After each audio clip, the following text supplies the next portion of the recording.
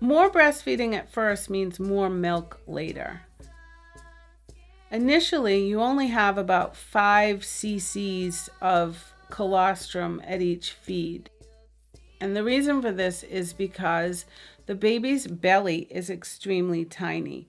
That stomach is only about 1/6 to 1/3 of an ounce, and that's all there is for colostrum.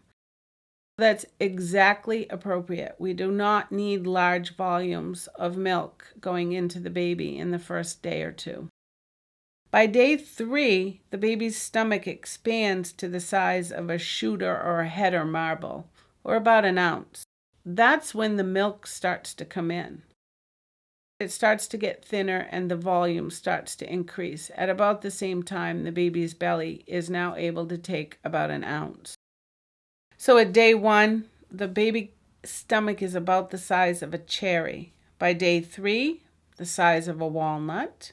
By day 7, or at 1 week, the size of an apricot. And by a month, your baby's stomach is about the size of a large egg, which is about 2.5 to 5 ounces, depending on the baby.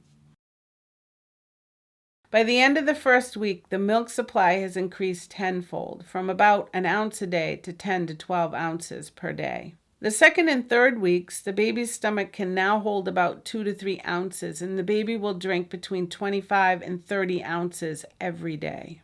By the fourth week, the baby is now taking 3 to 4 ounces at each feed. Mom is now producing 25 to 35 ounces a day, and that's all the milk her baby will need. The calorie content of her milk increases to meet the growing demand and needs of that baby. Daily ebb and flow of the milk. And I think what is confusing for people sometimes is that the body makes more milk for the morning.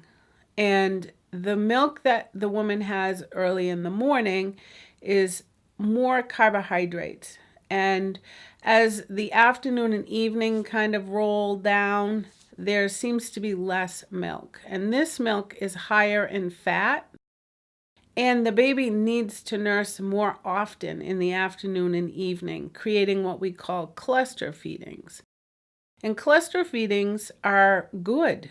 And it is the baby trying to get enough volume of milk to keep it satiated for a longer sleep pattern in the night.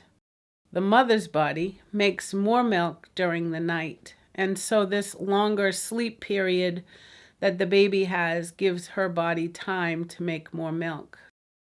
Cluster feeding is a time for mom and baby to spend time together, especially later on when she goes back to work and is away from her baby throughout the day. This is good quality snuggled time in the evening, and it will help the baby to sleep and keep the milk supply going.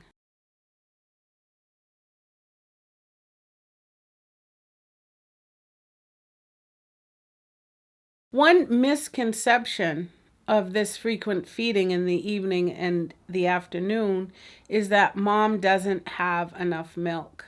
And babies go through growth spurts, usually around 10 to 14 days, and then again at 2 months, where the baby seems to constantly nurse for hours and hours. And mom's thought is, I must not have enough milk.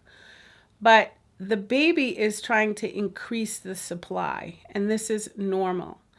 And one of the misconceptions is that you need to supplement the baby with formula, and that is not true. It is so not true. This is normal breastfeeding. So there's no need to give supplementation to that baby. Let the baby and the mom's body work together to bring that supply where it needs to be.